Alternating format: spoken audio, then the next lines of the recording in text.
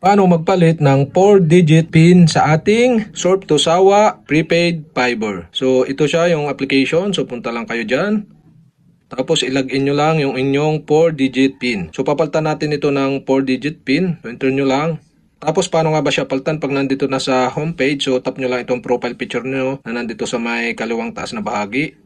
Tapos dito sa inyong profile, tap nyo itong settings. At dito sa settings, makikita na ninyo yung change 4-digit PIN. Tap nyo lang yan. At dito, yan, makikita na ninyo yung change 4-digit PIN, yung enter current PIN, enter new PIN, confirm new PIN. So dito, enter natin yung ating current PIN, yung ginagamit natin.